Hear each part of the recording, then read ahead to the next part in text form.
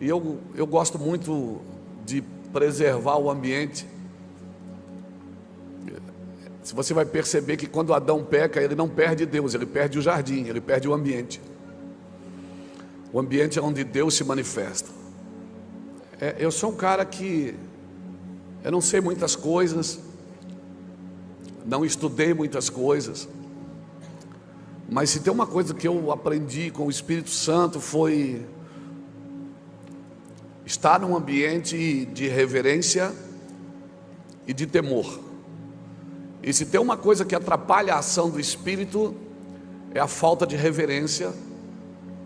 E sabe o que eu aprendi? Que reverência não mata. Porque se matasse, nós teríamos que fazer cultos na igreja com o SAMU na porta. A reverência entristece o Espírito Santo. Ela já matou. Na lei ela já matou. Mas hoje ela entristece muito o Espírito Santo. E o Espírito Santo, ele precisa de duas coisas para se manifestar. Ele precisa de tempo de qualidade e de reverência. Ou seja, eu preparei esse ambiente para você, Senhor, e esse ambiente é seu. Deus vai num lugar se o ambiente está sendo preparado para Ele.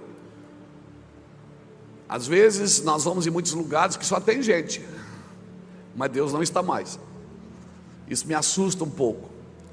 Por quê? Porque parece que se Deus chegar em alguns cultos hoje, Ele atrapalha. Porque a gente está tão organizado que a gente esqueceu de deixar um hiato ali no meio para Deus se manifestar e nos tirar dali de toda a nossa organização, que muitas vezes tem mais a ver com a nossa vaidade do que com a vontade de Deus. Eu não estou dizendo com isso que a gente não tem que ser nobre, não tem que ser celebrativo e não tem que fazer as coisas bem feitas, não é isso. Eu estou dizendo que a organização, ela não pode nos tirar da ordem de Deus. E lendo esse texto ontem, eu e o pastor José, a hora que a gente estava comendo junto ontem à noite, estávamos conversando com um casal e saltou essa palavra dentro de mim. Que palavra, pastor? Que pessoas vão te amar e pessoas vão te odiar pelo mesmo motivo. Então guarde isso no seu coração, pastor. Pessoas vão te amar e vão te odiar pelo mesmo motivo. E essa é a base bíblica que eu tenho para falar disso. Por quê? Porque Simeão profetizou que esse menino Jesus, ele seria queda para muitos e elevação para outros. Que para muitos ele seria uma bênção, mas para outros ele seria um grande problema. E outra coisa que eu gosto de pensar também é Romanos capítulo 11, versículo 32, quando Paulo fala aos romanos, Paulo está dizendo o seguinte, que eu tenho que considerar a bondade e a severidade de Deus. Deus é bom, mas também é severo. Deus é severo, mas também é bom. Eu tenho que considerar a bondade e a severidade de Deus. Para com os que caíram, severidade, mas para contigo, bondade, se é que permaneceste nele. Então, irmãos, andando aí na terra, a gente percebe algumas coisas da igreja. E eu não, quem sou eu para doutrinar a igreja?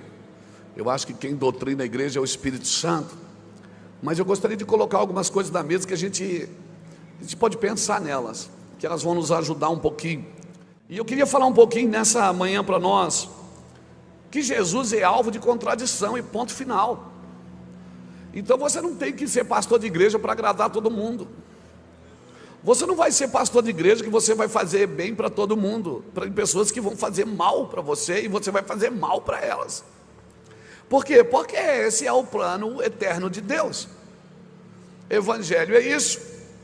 Amém? Evangelho é isso. Então, se eu fosse botar um tema nessa mensagem, eu diria assim: Jesus, alvo de contradição. Porque as escrituras que estão dizendo. E é tão interessante, pastor, mas como é que eu não quero andar na contradição, eu quero andar na elevação, eu quero andar naquilo que é bom. E a Bíblia fala disso. Romanos 8, 28. Diz que todas as coisas concorrem para o bem daqueles que amam a Deus e andam segundo o seu propósito. Então eu não posso esperar que as coisas contribuem com a minha caminhada se eu não ando segundo a vontade de Deus. Se eu não ando segundo a vontade de Deus, nada vai contribuir com a minha caminhada. Amém, queridos?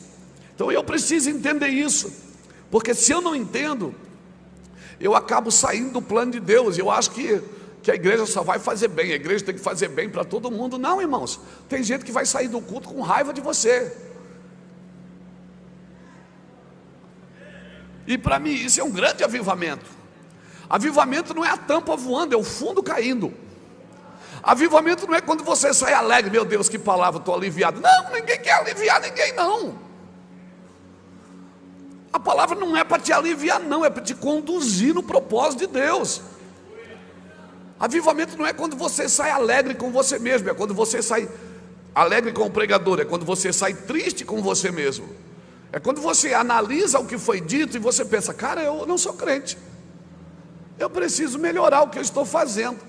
E todo lugar que confronta a sua mente para revelar seu coração, olha, presta atenção nessa palavra, porque ela vai ser avassaladora na sua vida.